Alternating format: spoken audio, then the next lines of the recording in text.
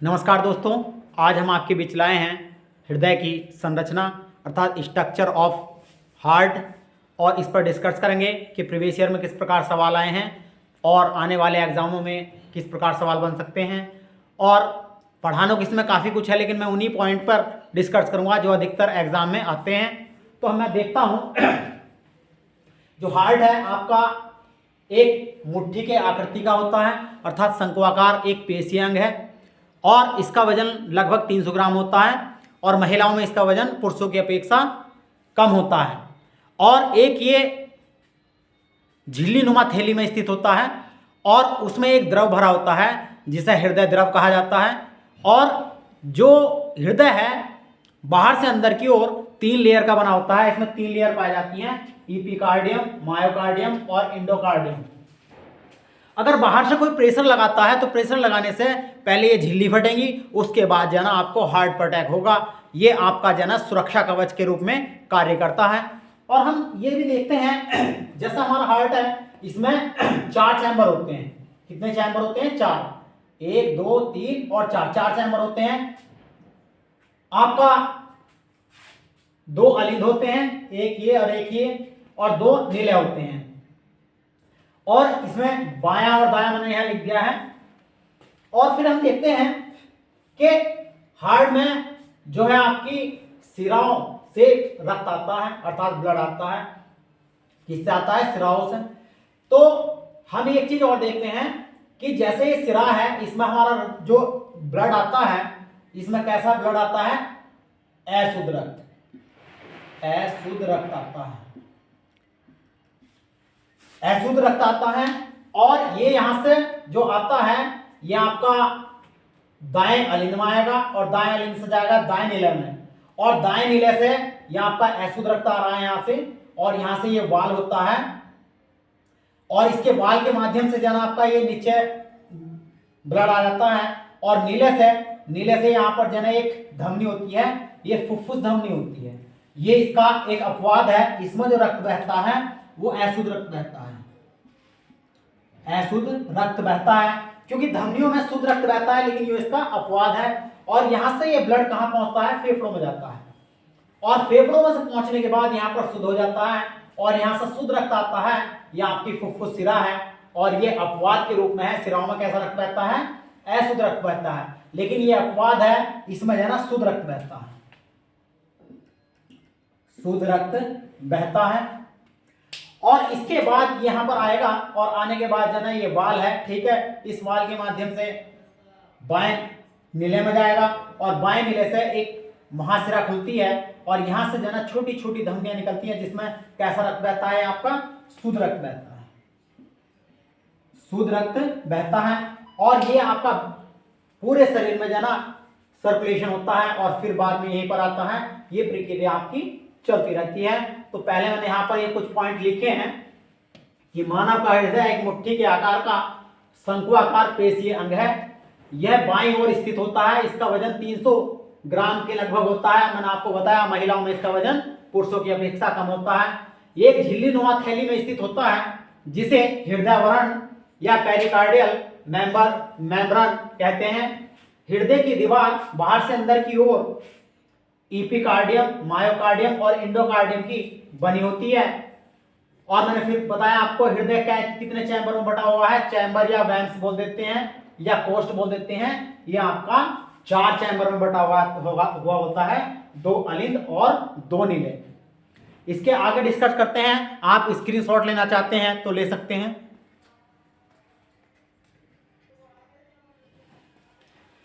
आपने स्क्रीनशॉट ले लिया होगा। तो मैं यहां देखता हूं, देखो आपका सवाल जो है ना यहां से बना है कि इसकी आकृति कैसी है। एक शंकु की आकृति होती है और किसका बना होता है? पेशियों का बना होता है। यहां से भी आपका सवाल बना है। सवाल यहां से बना है कि जो आपकी क्या कहते हैं, जो बाहर से अंदर की ओर जो दीवार होती है वो किन किन लेयर की बनी होती है? इपिकार्डियम, मायोकार्डियम और इंडोकार्डियम। यहां से भी सवाल आपका बना हुआ है। और फिर हम देखते हैं कि अक्सर ये सवाल तो अक्सर पूछ लिया जाता है कि कितने चैम्बर में ये विभाजित है, अर्थात 4 चैम्बर में ये विभाजित है। तो यहां से भी आपका सवाल ये बना हुआ है। तो आपने स्क्रीनशॉट इसका ले लिया।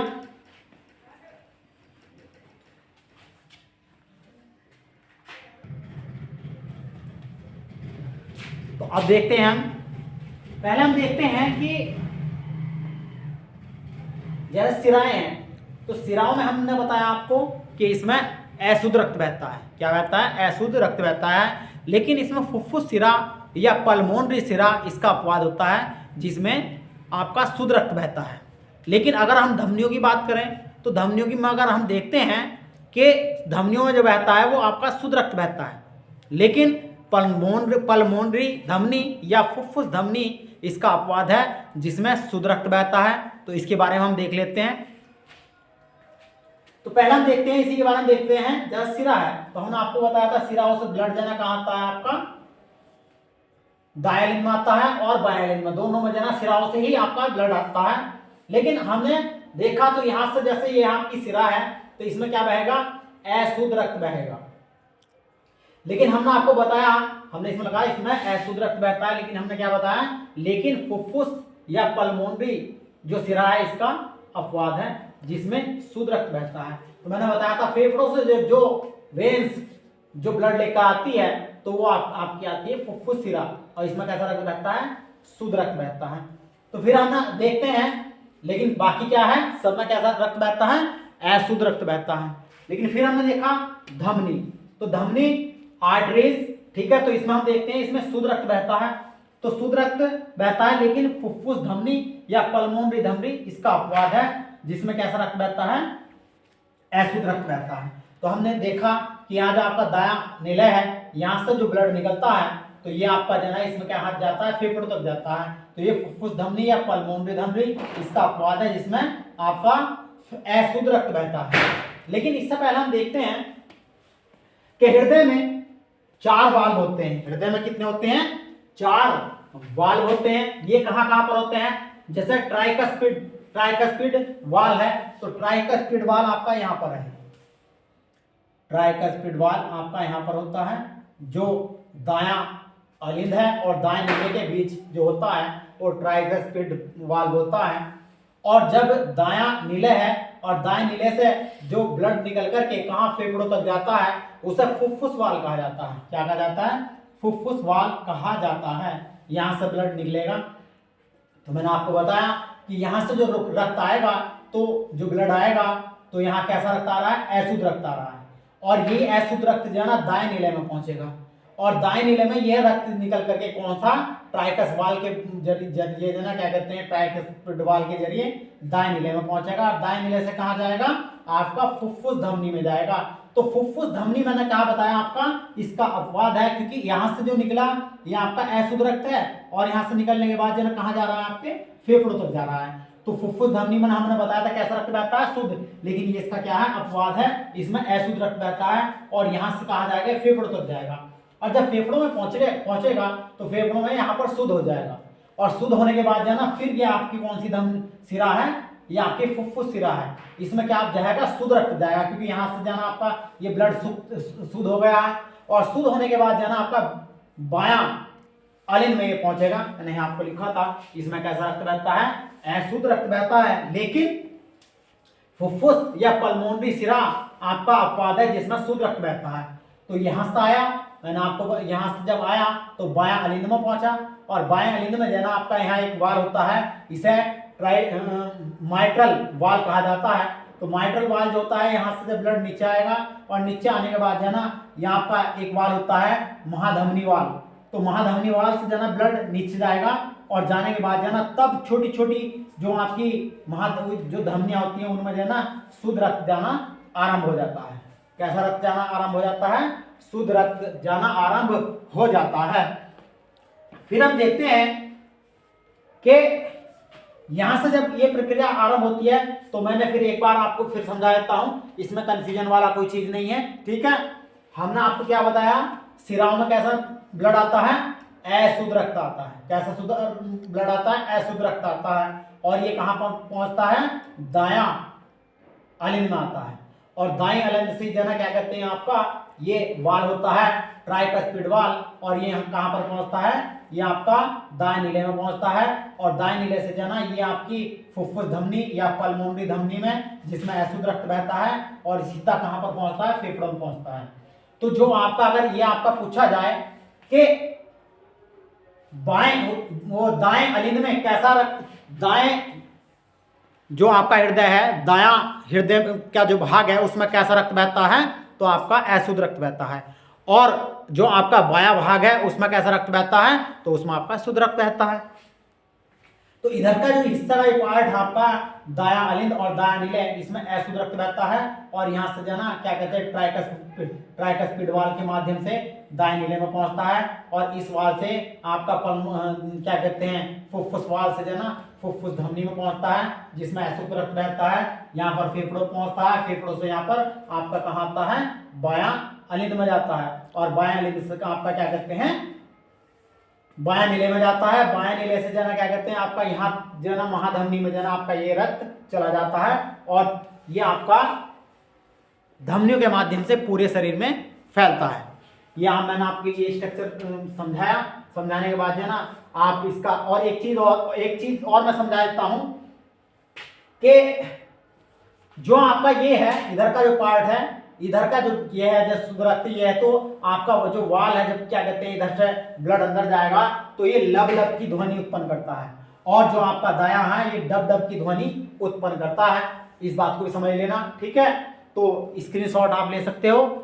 मैं आगे देखता हूं।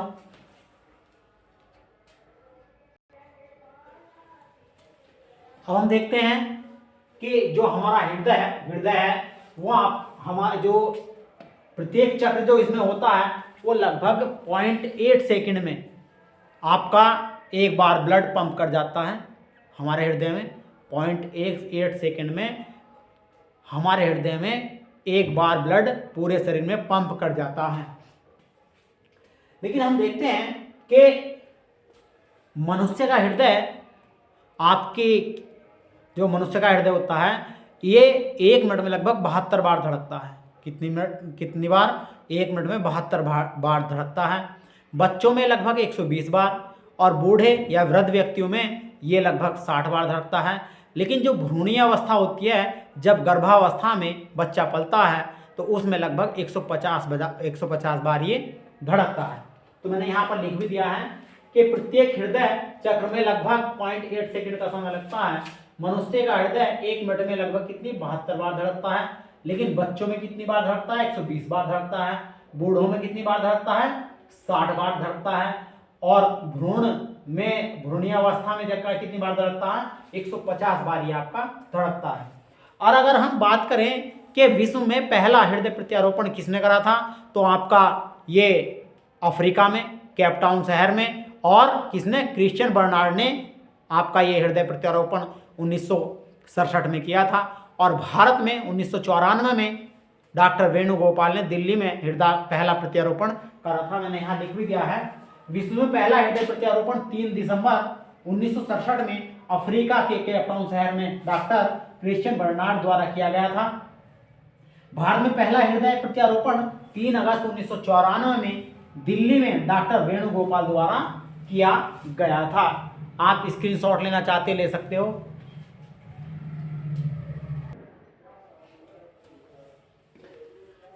अब हम देखते हैं कि जो हमारा हृदय है, हृदय जब हमारा धड़कता है और इसमें कम गति होती है, तो गति होने के बाद जब हृदय हमारा फूलता है तो उसे क्या बोलते हैं?